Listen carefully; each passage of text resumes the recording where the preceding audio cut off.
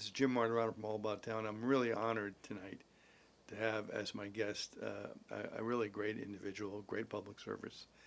And I remember when you first started. This is Vedat Gashi. He's the chairman of the board of legislators.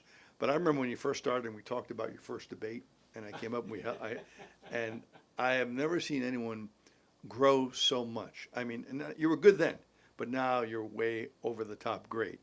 And it's just a pleasure to watch you in action, to watch you at the board meetings, to see you speak publicly. Whenever I go to an event, you're there. You always have the most beautiful, profound thing to say.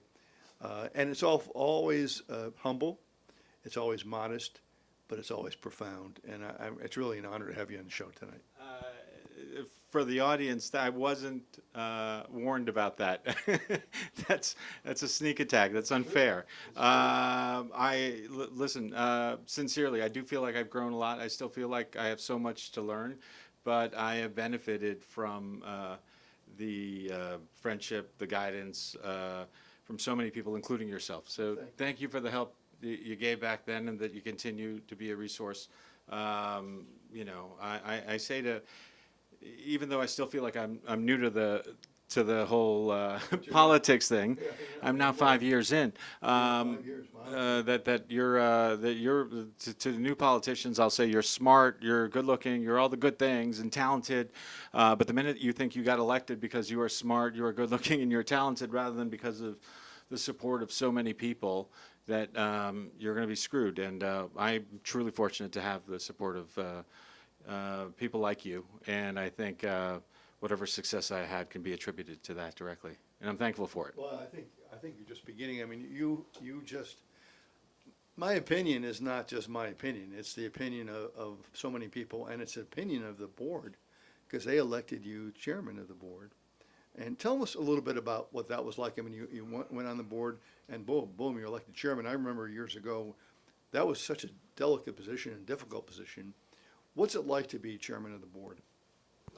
It remains a delicate position. I think it was a great honor to be elected chairman, and I think at that point it was after 3 years of service. So it was a profound honor, but also a huge responsibility. I think not properly understood by people outside is the fact that in becoming chair, you also have, in addition to your political responsibilities that you would expect the legislature to have, there is a whole, the staff, the administrative responsibilities of the board fall under the chair's responsibility. That's right.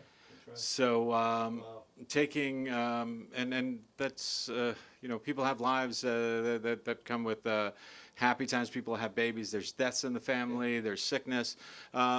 Managing that and overseeing that, I take as a sincere responsibility. These are the lives of you know, of a whole bunch of people, and then on the political end, this is a board that was Republican for a long time, and then was split between Republicans and Democrats, and now has an overwhelming majority of Democrats. I think it's 15 Democrats, 1 Republican, and 1 conservative. I think we nevertheless try to govern across the aisle. We work well with our partners, regardless of the party, and we're trying to do what's best for the county. Taking this as an opportunity to do what's actually right than try to pursue a partisan agenda. Yeah, well, thank you.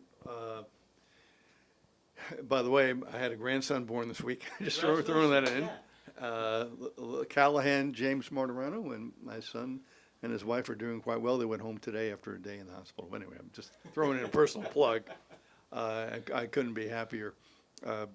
But one of the things that you have to worry about is, you know, you have to manage the county. And one of the things I hear people talking about, they're worried about if the federal government starts cutting everything, can we still give the services that we're used to giving the people in the county? How's that? I saw Ken Jenkins 2 days ago, and he's worried, of course, and we're all worried. But what's your feeling about that? Can we hold the line for the county? Well, yes, we can, and congratulations on Callahan James Martorano. on my personal note, it was just my daughter's birthday, and for my daughter's birthday, her birthday present was a daddy-daughter day trip to Atlanta, and we went and saw Beyonce, which was which was a wonderful experience. And for all the daytime responsibilities, my responsibilities as a father are important and end up becoming my guiding light in my political questions. Look, we are in a difficult economy. With the uncertain situation that we have in the federal government, cuts that are happening to vital programs are going to impact victims of domestic violence. It's going to impact the food insecure. These are problems that are continuing and that will impact and do impact Westchester as well. Our hospitals, because of cuts in Medicaid, the cuts are going to limit who can come, but obviously if a person comes to the emergency room, they can't be denied service. So these are things that we in the county have to be mindful of. And then there's the day-to-day stuff. You're aware of the Rye Playland challenge, and that was because of a contract, frankly, that I think was terrible in the first place. We have a financial hit because that didn't work out with that previous vendor. So we're navigating through that. I think what we've shown in Westchester is if you work across the aisle, if you like and trust the person you're working with, you're able to find avenues to govern better, find that economy of scale, find the places where you can save some money. And in Westchester, for 6 years now in a row, we were able to not only, and the last time we were able to keep our taxes flat, but we either kept it flat or decreased taxes for 6 years in a row, while increasing the services we're doing, while increasing our reserves. And I always say that you don't have to believe me, believe the ratings agencies, Standard & Poor's, Moody's, Fitch's, who have all increased our ratings, and some of them can't increase our ratings because our bond rating, because we're already at the highest possible. I think no level of management is going to be able to completely inoculate you from what's going on in the federal government. I am concerned about it. We have expressed those concerns to our congressmen here and our senators, and trying to work through to find the actual solution. Because there's the politics and the partisan stuff, and then there's the actual governance, and we're concerned about it. I think that means coming down the pike, we're going to have some tough financial decisions to make. So it's inevitable, and I think the stuff that local families are feeling, the government's going to feel as well. We're day in and day out, the issue that I hear most consistently is affordability, concerns about affordability, concerns about what the economy is and people's ability to pay for the most basic of needs. And I think that extends to the county government as well. And all we can do is work as hard as possible to be good stewards of the economy, and we're working towards it.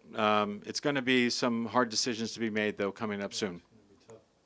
Now, how many years have you been doing this now? For quite a while. How many years? 5. Yeah.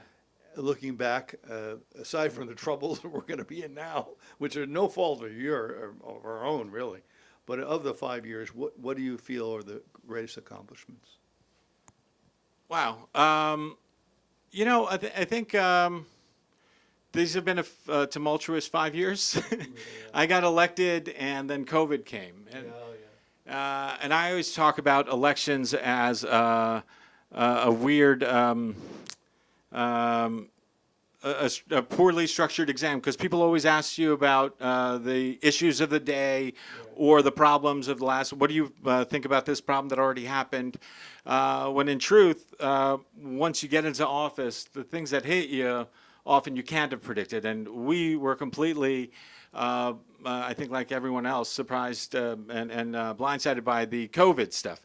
And when COVID hit, it was a management issue. And I think those the ability to continue providing services during a time of uncertainty, Yes. time of national panic, and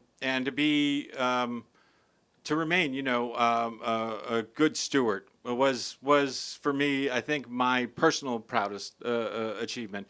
When we worked to get people appointments for vaccines, when we made sure that we were still able to get services to the people that needed them most, when we did food drives, that for me was my personal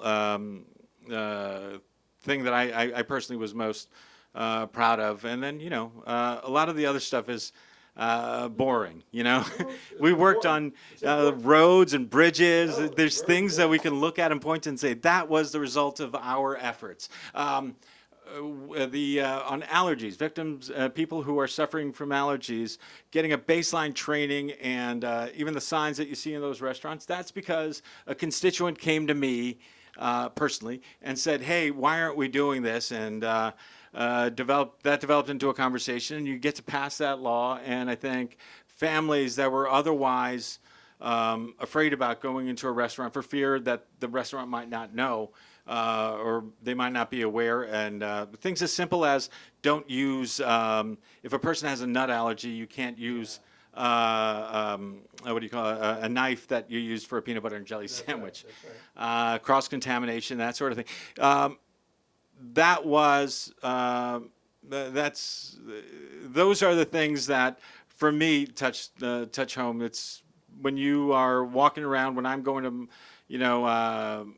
when I'm getting a bagel at the Bagel Emporium or what have you, and I see people, you'll get thanked occasionally for that. And I think it makes a difference because it actually impacts people's lives. And that's, for me, the things that are most amazing.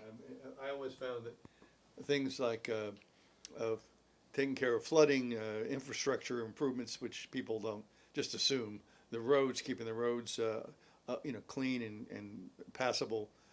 Then when you have a flood or you have a hurricane, the day-to-day things, which often don't get any publicity, but you keep things moving, you keep things safe, and that's a hard job, and it's probably one of the most important things that you do. What about going forward, or the last 6 years? What have been the most difficult challenges in your mind? Well, I think one of the biggest challenges is stuff that are beyond our control. We talked a little bit about the emerging financial position that we're in, and I think you're kind of beholden to what's going on in the federal government. But even locally, a big challenge and a big effort in this past, let's call it year, has been Con Edison's rate hikes. Oh, boy. And then NYSEG's rate hikes were just proposed now. The situation, it's a process that almost seems designed to be difficult to understand.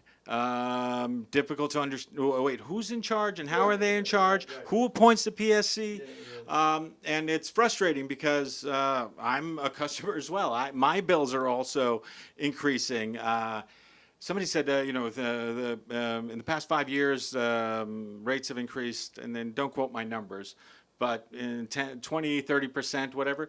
Any politician that would have raised taxes, they'd have been long gone by that same thing. But it is a monopoly. You don't have you have Con Edison or NYSEG because of where you live. And if you didn't like the way they provided the services, you'd have no choice on the matter. And people are finding situations where they have to make a decision between buying groceries or paying for electricity. And, we had mild weather throughout the spring, but we're in summer season now where air conditioners are going, and those bills are going to go up again. And then when the winter comes, those bills go up again. And a frustration is that I individually don't have the power to fix that. But one of the ways that we're tackling it is understanding that individually we do not, but collectively we do. And it's another area where I am super proud that we have across the aisle, Republicans, Democrats, Conservative, are all saying the same thing. We're all pushing against a rate hike. I think, frankly, to suggest an increase after all the increases that have come is absurd. That has to be rejected out of line. Yeah. We need to be talking about what we can do to decrease it, to normalize, the provisions of services. And I'm sorry because I'm answering these questions long. No, please. But, no, they're good answers. We want to hear. But I believe for 51 years in a row, the dividends offered by this private company have increased. 51 years in a row, the dividends, their profits have increased. And it makes sense because why wouldn't they increase? They have a monopoly. They can choose to. Now and there's obviously two elements to it, right? There's the actual energy that's being paid for, but then there's also delivery fee, and it's these delivery fees that are increasing, and the end result is our bills are going up, and their profits are going up. Yeah. And anybody who says that there isn't a link between that. There has to be a relationship. This opaque manner, this kind of crazy situation where the governor appoints a PSC, but they're independent, that the members of the Public Service Commission, there are state efforts, and obviously it's a state issue, so not a county issue, but I support it wholeheartedly, efforts to amend that. So there is actual accountability for the PSC and frankly for these public utilities, because we as as customers deserve that, because again, it's a monopoly. We don't have a choice on the matter, and if it is a question between profits and ability for the people to have basic pay for their basic needs, I'm going to choose the people's ability to pay for the basic needs. Yeah, I think when I was in office, that was always a contentious problem, the rates going up and up and up. I remember when you first started out, I remember going to one of your events and your family was so proud of you because you really were breaking a glass ceiling at the time, and you really were one of the first people, to really go as far and even further. But looking back now, you've been doing this for 5-6 years now. What's surprised you the most of being an elected official? That's a great question. And again, I wasn't warned about these questions. A lot of it's surprising, but I think when you, and maybe it's not the way I'm built. That's okay. But I'm built to pay attention to what we're doing today. What's the problem today? What do we need to do today? Yeah. And work to fix that and go to the next issue. But if you step back and look at the accomplishments of the past, for me, 5 years, and becoming chairman of the board was an incredible. I was incredibly proud, and I think that I'm not built to step back and appreciate these accomplishments. I'm more concerned. I look forward almost. It's almost a problem. I look forward too much. But, I have said I was the first Albanian American that was elected to this position. I was the first Muslim American. That's what I mean. It was a really watershed moment. It was a beautiful moment. Yeah. I know your family was there. They were so proud of you. But by the same token, and I appreciate, and that it's not lost on me. But I didn't run as an Albanian American, no. And I didn't run. I think for me, I was more excited when the second Albanian American got elected. I think, as with a lot of things, my daughter recently was talking to me about career choices, and she said, teacher, nurse, fantastic jobs. And I said, or she's young enough, you could be a scientist or whatever you choose. And she says, I don't know any scientists. And it's such it is a real thing. I think whether you like it or not, whether you embrace it or not, you are a symbol for a greater, for more people. I hear from people nationally who are running for office and, who happen to be Albanian American or just young people trying to get involved. And the fact that they can reach out and the fact that I could be an inspiration in some way is incredibly meaningful. Yeah, I mean, people don't realize how difficult it is to break the mold. I mean, when you there's prejudice against you and there are limits, and then you come forward and your sheer power of your personality, your eloquence, you break the mold, and now other people can come forward. I remember John F. Kennedy. That's how old I am. I was 12 years old. I was handing out leaflets for John F. Kennedy, and the whole thing was, you can't elect a Catholic president because then the Pope is going to be in charge. That was the theory of it. And then he got elected, and the Pope was not in charge, and that barrier was gone.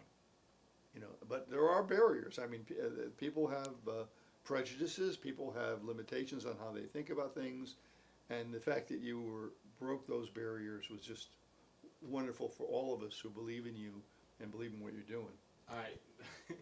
It's, I don't know if you could pick it up on the camera, but I'm blushing sincerely. It's humbling. And it's funny to hear you talk about eloquence because there's so many issues that we have colleagues on the Board of Legislators, in state elected office, that are so better versed on these issues. I always found that my secret to getting through a lot of these issues was breaking it down to not try to be eloquent, not try to think about how it impacts my community, how it impacts my friends and family. I don't know if it sounds, how it comes across, but it is true that that's got to be my biggest strength, having the support of my friends and family, of my community, and trying not to think about it in maybe a academic sense or book. How is this impacting nuts and bolts? How's it impacting our families? And that's my secret to get through to some of this stuff. Look. There is I think a psychological barrier that becomes difficult but then also I think you'll occasionally, people want to paint you as different, but it's an education in a way. Here's my family, here's me, and here's what we believe and how we are, and finding those commonalities, which are way more prevalent than people realize. Again,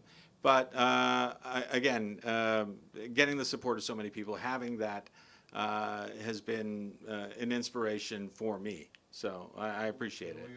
We're all proud of you, and you've done a great job. And I think the secret to your success is exactly what you said. On any level, I was on the town board for 20 years. 20 years, can you imagine? And I always thought about what are my constituents? What are their needs? What do they care about? How can I impact their lives in a positive way? Well, they want to get home safely. They want their roads to be okay. They want their services to be out there. They want the parks to be okay. They want to be able, when they go play tennis, they want the tennis courts to be up and running. They want the kids to play in the ball fields. They want very practical things. They want their taxes to remain as low as possible, and yet they want the services to be maintained as well. So you got to pick up the garbage. You got to do all these things, and you have to do it in a seamless fashion where people don't even notice that it's being done. Once it's not done correctly, then they do notice. Once the roads do have potholes, once you have problems with flooding, once your infrastructure is down, then people do notice. So like you said, the job, as I see it, that you do best is to make sure that we have our services, that there aren't interruptions, that things flow. And that's not easy because there's always a problem. And you have to be in there fixing it. And I don't think people appreciate that. Well, and I think in addition, for my personal navigation, in terms of if I'm thinking of whatever the issue is, I'm thinking about how it impacts my community, Right. how it impacts the family over there, my family. That starts it. But then you got to deal with other politicians. You got to deal with people on your side and on the other side. Sometimes you agree and sometimes you disagree. part of my, and again, I could take credit for it, or I could admit that it's just the way I'm built. Yeah, that's okay. If I disagree with you, I'm gonna tell you I disagree with you. Yeah. I would much rather be honest with you and say, hey, no, I'm not there with you on this. Talking to some of our friends in unions, sometimes I'll have to tell them, oh no, and I can't be with you. I disagree with you on this particular point. How can we work through it? Right. And if I think and I think that served me incredibly well. You would think that the yes man is going to be the one that carries the most favor, but I found that if they know that you're going to be honest with them, Yeah. and that you're dealing with them in an honest fashion, then they'll support you, and you'll work through the difficulties, because no one's ever going to be 100% on each other's side, or not being honest with you. Yeah. If somebody says, I agree with you 100% of the time, it's not, they should go to a mental hospital because that's just not authentic. Authenticity is something we lack in politics a lot of times. People, I had situations where we had hearings, and I mean, once the public put pressure, I could see people folding. The elected officials not wanting to oppose when they knew they should oppose. Look at the recent things in Washington, the votes on these bills that are going to impact Medicare, Medicaid rather, and eventually Medicare. They're going to impact people, cutting meteorology and cutting the cancer research. I mean, I don't understand how people can do that. I mean, you think we'd all be against cancer? You think call me crazy? You think we'd be for feeding starving children, or giving children in need of medicine? You think we'd all be for that? But we're not, and I think a lot of that has to do with political pressure, and they're not thinking about the bottom line of helping people. That, to me, and I think one thing I love about you, and I always admire about you, is your bottom line is, I'm here to help my constituents. I'm here to ease their burden. I'm here to have them, have a better life. I'm not here for me. I mean, I know you're a very humble man and modest man. You're not there for you. You're not there for your own self, profit or self movement. You're there to help people, and it shows. And that's why people elect you time and time again. This is uncomfortable. It's getting uncomfortable.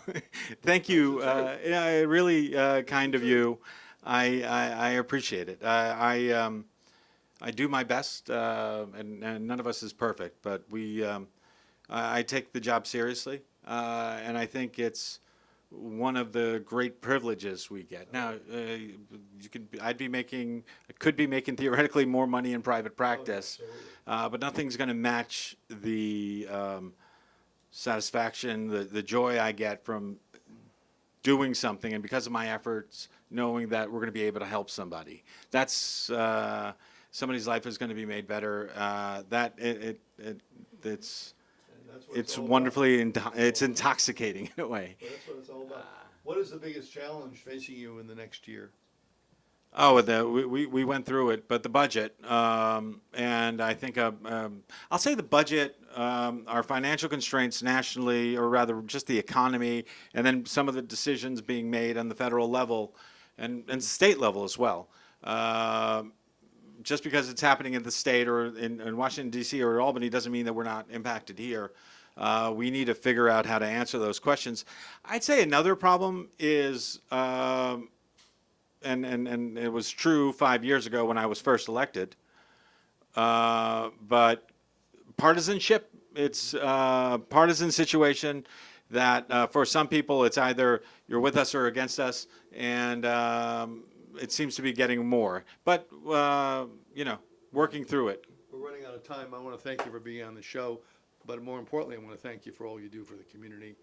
We're all proud of you. We all love you, and we all continue to support you. I did not pay him to say that. Thank you. I wish he would, though. This is Jim Martorano from All About Town saying good night. Hope you enjoyed the show tonight, and I want to thank Vedat for being on the show and for all the work he does. Good night.